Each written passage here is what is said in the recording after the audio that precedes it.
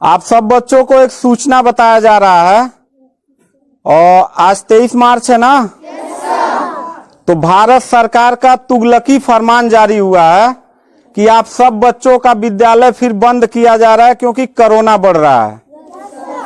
शांत रहिए कि आपका विद्यालय आज से 31 मार्च तक विद्यालय बंद रहेगा, ठीक है। और आप सब लोगों को बताना चाहेंगे कि यही काम पिछले साल भी हुआ था कि एक हफ्ते के लिए लॉकडाउन किया जाएगा जब आपका एनुअल एग्जाम चल रहा था, और तब से लेके पूरा साल जो था वो विद्यालय बंद हो गया, जिससे आपकी पढ़ाई बहुत ज्यादा नुकसान हुआ।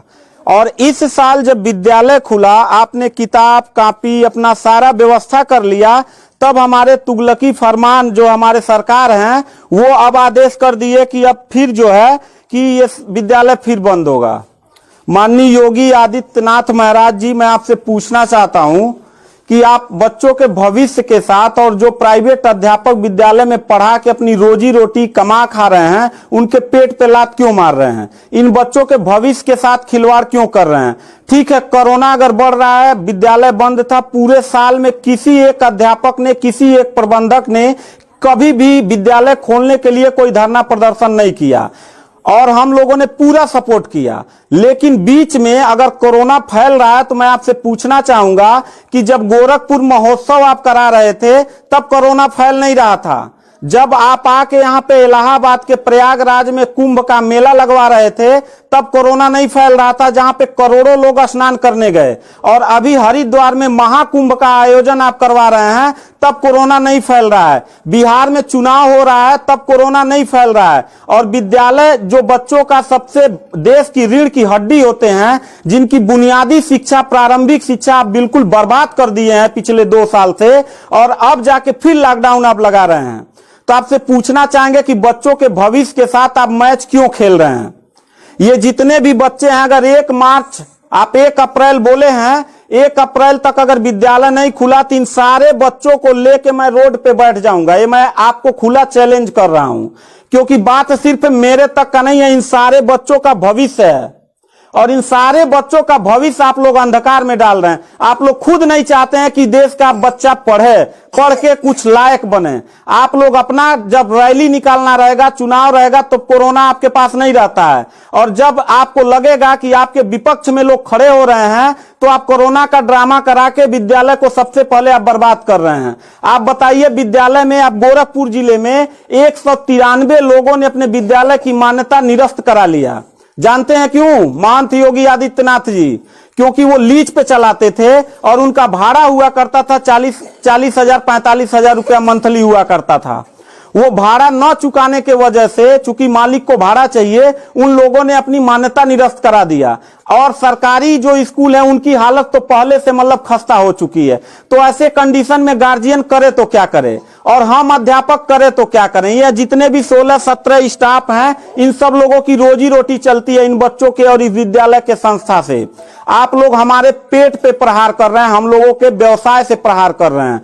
अगर आपको लग रहा है कोरोना है, ठीक है, विद्यालय बंद कर दीजिए, तो आप ये भी अपनी नियत को साफ करिए कि कुंभ का जो मेला महाकुंभ का लगवाने वाले हैं उसको भी कैंसिल कर दीजिए। और जो गोरखपुर महोत्सव और गोरखनाथ का मेला लगवा के आप ड्रामा करवा रहे हैं वो भी बंद करवाइए। यानी आप खुद नियम का पहले फॉलो करिए, हम लोग नियम को फॉलो करने के लिए तैयार हैं। अगर लास्ट में जाते जाते यही कहेंगे, इन बच्चों को चेहरों को देखिए, इनके माता पिता ने सारे बच्चों का, किनका मोबाइल बज रहा है, साइलेंट कर लीजिएगा सर। इन सब बच्चों के माता पिता ने, बच्चों कितने लोगों ने आप किताब कॉपी अपना सारा कंप्लीट कर लिए हो? पता है, एक एक बच्चों की किताब कॉपी 2-2 हजार रुपए की आती है। आप फिर लॉकडाउन लगा दिए, इनकी पूरी पढ़ाई बर्बाद हो गई। अब यानी आपने 1 हफ्ते का लगाया है, आपकी नीयत पे तो मुझे 100% विश्वास है ही नहीं है कि आप करोगे क्या। आप पूरे साल पढ़ाई बर्बाद करोगे। हाथ नीचे करिए। अब ये बच्चे करेंगे क्या? किताब लेकिन इनके गार्जियन करेंगे क्या? हम लोगों ने पूरा कोऑपरेट किया सरकार को। जितना दिन लॉकडाउन लगा था उतना दिन का मैंने पूरे सभी विद्यालय के लोगों ने शुल्क माफ कर दिया, क्योंकि गार्जियन के ऊपर कोई लोड न पड़े। हम लोगों ने टीचरों को पेमेंट नहीं किया, क्योंकि हम लोगों ने जब फीस नहीं लिया तो पेमेंट कहां से करें। हम लोगों ने पूरा सरकार का साथ दिया, जितना हो सकता था सब लोगों ने साथ दिया। लेकिन अब इतनी कंडीशन होने के बाद, विद्यालय खुलने के बाद आप लोग विद्यालय बंद कर रहे हैं, ये बहुत ही गलत कर रहे हैं। और आपका पॉलिटिकल जो फंडामेंटल जिस पे आप चल रहे हैं कि जिन नियतों पे आपका बर्बाद होने वाला है, मैं लिख के आपको दे दूंगा कि अगर फिर से 1 अप्रैल के बाद, ठीक है, अगर 1 हफ्ते के रोकने के बाद कोरोना भाग जाता तो मतलब 1 हफ्ता आप बंद कर लीजिए, बिल्कुल हम लोग 1 हफ्ता नहीं पढ़ाई कराएंगे।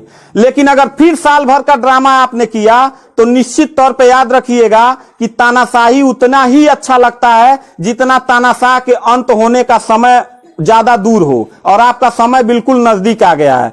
तो मैं उम्मीद करता हूं कि आप ये काम बिल्कुल मत करिएगा। 1 अप्रैल के बाद अगर विद्यालय फिर से आप बढ़ाएंगे तो इन सब चेहरों को देख लीजिए और इनके गार्जियन को लेके, अपने पूरे स्टाफ को लेके जिले से लेके मैं प्रदेश लेवल तक धरने पे बैठूंगा। इस बात को याद रखिएगा, क्योंकि सवाल यहां सिर्फ मेरे रोजगार का नहीं है, मेरे जितने सहपाठी और जितने मेरे कर्मचारी लोग हैं और इन बच्चों के पढ़ाई का भविष्य का सवाल है। तो मैं इन बच्चों को लेकर धरने पे बैठ जाऊंगा और जरूरत पड़ा तो असंवैधानिक भी हो जाऊंगा।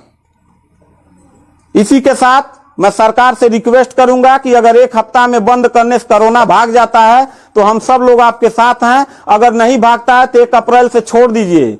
हम लोगों को कोरोना होगा, मरेंगे, क्या करेंगे वो हम लोगों की रिस्पांसिबिलिटी है। आपको इतना चिंता करने की जरूरत नहीं है, क्योंकि कोरोना में लॉकडाउन लगाने के बाद खाना हम ही लोग पहुंचाएंगे, लोगों के आने जाने की व्यवस्था हम ही लोग करेंगे, उनके दवा दारू की व्यवस्था हम ही लोग करेंगे। आप सिर्फ ड्रामा करेंगे, सिर्फ थरिया पिटवाएंगे और मोमबत्ती जलवाएंगे, इससे ज्यादा तो आपकी कुछ औकात है ही नहीं है।